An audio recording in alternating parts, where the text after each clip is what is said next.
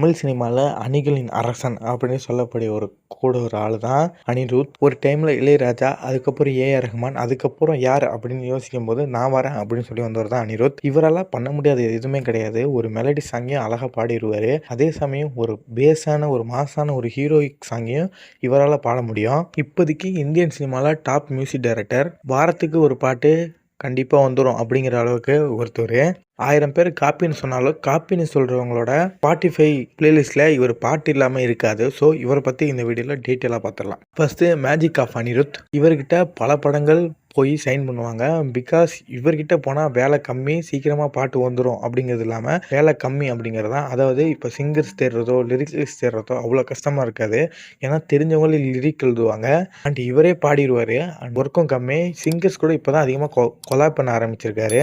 முன்னாடி ரொம்பவே கம்மியா இருந்தது. இப்போதான் ஆரம்பிச்சிருக்காருன்னு சொல்லலாம். 1000 தான் இவரே பாட்டு பாடினாலும் நிறைய வெரைட்டிஸ்ல பாடுவாரு. ஹீரோ எலிவேஷன் சாங் ஒவ்வொரு ஹீரோக்கும் ஒவ்வொரு மாதிரியா டாப் எலிவேஷன் சாங் கொடுத்துருக்காரு. பிஜிஎம்ஸும் அந்த மாதிரி தான் சொல்லலாம். இன்னைக்கு இண்டஸ்ட்ரியில் இருக்க டாப் ஹீரோஸுக்கு இவர் தான் பிஜிஎம் போடணும். அப்படி இருந்தால் தான் அந்த படம் ஒரு மாசாக வரும். இதுக்கு முன்னாடி மாஸ் எலமெண்ட்ஸால் என்ன நடந்துட்டு இருக்கு அப்படிங்கிறத இம்மெச்சூர்டு ஆடியன்ஸ் அப்படின்னு சொல்லி ஒரு வீடியோ போட்டிருக்கோம். அந்த வீடியோ நீங்கள் மறக்காமல் செக் பண்ணிடுங்க. ரஜினி படத்தை பிரம்மாண்டமாக காட்டுறதுக்கும் அந்த ரஜினிக்கு ஏற்ற மாசான ஒரு விஷயத்தை கொண்டு வரதுக்கும் இவரால் தான் முடியும். அணில்களின் அரசன் அப்படின்னு சொல்லலாம். ஃபஸ்ட்டு சொன்ன மாதிரி தான் அனிருத் போட்டால் தான் அந்த விஜய் பாட்டுக்கு அந்த ஒரு மாஸ் எலமெண்ட் இப்போ வரும். அப்படி இல்லாட்டினா அணில்களுக்கு, அதாவது விஜய் ஃபேன்ஸுக்கே பிடிக்காத மாதிரி ஒரு பாட்டாக தான் இருக்கும். இதுக்கு பியூர் எக்ஸாம்பிள் கோட்டு படம் தான். யுவன் சங்கர் ராஜா போட்ட எந்த பாட்டுமே லைக் யாருக்குமே ஒர்க் ஆகலை. அதுக்கப்புறம் பிரேம்ஜி அதை ரீமிக்ஸ் பண்ணும்போது தேட்டரில் பார்க்கும்போது தான் ஓரளவு எல்லாருக்குமே ஒர்க் ஆகிருந்தது. ஸோ இந்த மாதிரியான மேஜிக் பண்ணக்கூடிய ஒரு ஆள் தான் அனிருத். இப்போ அவர்கிட்ட இருக்கிற அண்ட் வாட்ச் கம்ப்ளைண்ட் ப்ராப்ளம் அப்படின்னு எல்லாராலும் சொல்ல போகிற விஷயங்களை பார்க்கலாம். அதில் எல்லாருமே சொல்லக்கூடிய டாப்பில் இருக்கிறது காப்பி அனிருத் அப்படின்றது தான். இந்த ப்ராப்ளம் ரொம்ப பெரிய ப்ராப்ளம்னு சொல்லலாம். அதாவது அவர் கோலாமாவு கோகிலா போட்ட அந்த டியூனுக்கு யூடியூபே காப்பிரைட்லாம் கொடுத்துருந்தாங்க.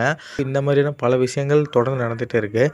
இது எங்கே ஆரம்பிக்குதுன்னா, அனிருத் லூப்ஸ் நிறைய யூஸ் பண்ணுறது. அதாவது அனிருத் ஒரு மியூசிக் கம்போசரை தாண்டி ஒரு இன்ஸ்ட்ருமெண்ட் யூஸ் பண்ணுறவரை தாண்டியும் அவர் ஒரு நல்ல மியூசிக் இன்ஜினியர். ஸோ அதனால் மேக்ஸிமம் அவர் யூஸ் பண்ணுறது லூப்ஸை யூஸ் பண்ணுவார். லூப்ஸ்னால் அதாவது ப்ரீ இன்பில்டாக இருக்கிற யாராவது ஒருத்தவங்க போட்டிருக்க பிஜிஎம்ஸ் அல்லாது வாங்கி யூஸ் பண்ணுறது. இந்த மாதிரியான விஷயங்களை அவர் யூஸ் பண்ணி அவருக்கு ஸ்டைல் ஏற்ற மாதிரி மாற்றுவார். நமக்கு ஏற்ற மாதிரி மாற்றி தருவார்.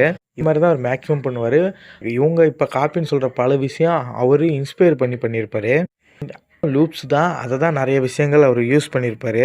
அதுதான் நம்ம இப்போ காப்பின்னு சொல்லிகிட்ருக்கோம். அது காப்பிலாம் கிடையாது. அவர் கரெக்டாக ப்ராப்பராக ரைட்ஸ் வாங்கி பண்ணுறாரு. அல்லது அது ஃப்ரீயாக இருந்தது தான் அவங்களும் யூஸ் பண்ணியிருப்பாங்க, இவரும் யூஸ் பண்ணியிருப்பார். இதுக்கெல்லாம் காரணம் அந்த மியூசிக் இன்ஜினியரிங் மூலம் தான். இந்த மாதிரியான மேஜிக்கும் பண்ணக்கூடியவர் தான் அனிருத். என்ன சொன்னாலும் அனிருத் தான் இன்றைக்கி இந்தியன் சினிமாவோட மியூசிக் ரூல் பண்ணவர். அனிருத்தோட ரூலு அப்படின்னே சொல்லலாம். இப்போ பல பேர் ரிக்வெஸ்ட் பண்ணுறது அனிருத்துக்கிட்ட பேர் சொல்கிற விஷயம். அனிருத்தை பற்றி சொல்லும் போது பிரேக் எடுத்துக்கணும். அதாவது 1 இயர் 2 இயராவது பிரேக் எடுத்துகிட்டு அதுக்கப்புறம் வரணும். அதனால் அடுத்தடுத்து வரவங்களுக்கு ப்ராப்ளம் இருக்குது அப்படின்னு சொல்கிறாரு. ஆனால் மேக்ஸிமம் பெரிய ஹீரோ பண்ணக்கூடிய எல்லா படங்களும் இவர்கிட்ட தான் போகுது. ஆனால் மேக்ஸிமம் டாப்பில் இருக்கிற மியூசிக் டைரக்டர்ஸ் மேக்ஸிமம் பண்ண மாட்டாங்க. அதாவது எல்லா படங்களையும் ப்ளே பண்ண திங்க் பண்ண மாட்டாங்க. யாராக இருந்தாலும் சரி, இளையராஜாவும் ஒரு நாள் பீக் அட்டென்ட் பண்ணும்போது அவரோட படங்களை குறைச்சிருப்பார். அதே மாதிரி ரஹ்மான் ஸ்டார்டிங் அதாவது ப்ரைம் டைமில் பீக்கை நோக்கி போயிட்டு இருக்கும்போது அது படம் அதிகமாக பண்ணுறது குறைச்சிட்டாரு. இந்த மாதிரியான விஷயங்களை பண்ணணும் அப்படின்னு ரிக்வெஸ்ட் பண்ணுறாங்க. இப்போ அனிருத் அதை தான் பண்ணிட்டு இருக்கான்னு சொல்லலாம். அதாவது மேக்ஸிமம் அதிகமாக படம் பண்ணுறதை கொஞ்சம் கொஞ்சமாக குறைச்சிட்டு வர்றாரு. அதை அவர் கரெக்டாக பண்ணிடுவார்னு நினைக்கிறேன். அண்ட் இவர் இது குறைக்கிறனால என்னன்னு தெரியல, அடுத்தடுத்த மியூசிக் டைரக்டர்ஸ் இப்போ க்ரோவிங்கில் இருக்காங்க. முக்கியமாக சாய் அபியங்கர்.